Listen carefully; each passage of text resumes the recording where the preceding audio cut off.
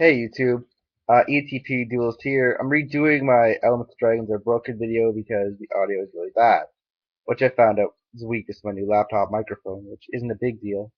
Anyways, I'm just gonna take a little break from Yu-Gi-Oh until they fix their shit.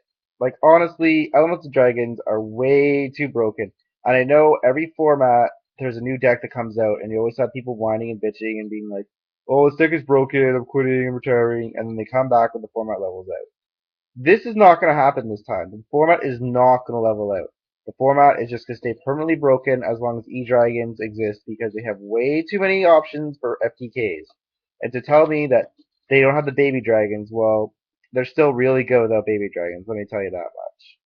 This is seriously Tele-DaD. Everybody's like, at least it's not Tele-DaD. You should have played the Tele-DaD format.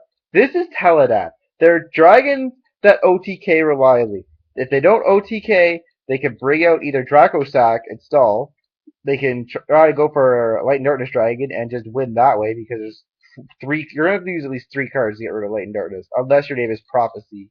And I wouldn't exactly call Prophecy a good matchup against them anyway. It's just Evil Swerves are another option. Really expensive to build anyways. Like the only tier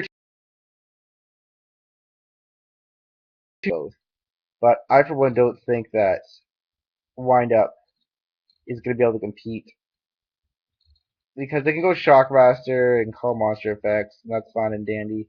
But you know you're going to get those rogue decks like Mermail, and Wind Ups don't exactly have the best matchup against everything in the format. Rescue Rabbit's still good. Rescue Rabbit will always stop everything. If you play Lagia, 4 back row, one of them is macro, that screws over Almost Dragons just as bad as it screws over everybody else. But that's still tier 2 because Evil Swarm exists. And Evil Swarm, they can bring out Ophion to stop special summoning level 5 or higher. And Ophion protects itself pretty much from spells and traps for a turn.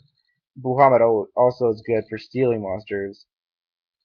So pretty much every single deck, if you can't get over something, you can just steal their monster and win that way. And it's ridiculous. I was playing Lightsworn and I'm against Elemental Dragon, and they get out a first turn Judgment Dragon. I'm just gonna go past the Draco Sack. And he friggin' just effect villaged me, and I lose because next turn he could make Big Eye anyways. Like they always have outs, and there's no weakness to the deck. So I'm taking a break. I know a lot of people, are gonna put up with this. I know a lot of my friends and a lot of people in my locals are taking breaks. DN's population's going down. Other Yu-Gi-Oh games population's going down. Nobody likes to put up with this, and you don't have to stand for it. You could just email Konami, send them your displeasure. Send an actual letter would work really well. Just be like, I'm just taking a break until you fix this.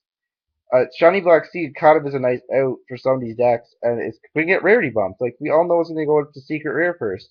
And it's like, why should I put up with that? Why do I have to spend, like, probably looking at $100 per whatever the new Max Seed coming out is that stops Z summoning? Or I could just play a different card game. So that's just my thoughts. I'll still post videos up here, and I'll see you guys later.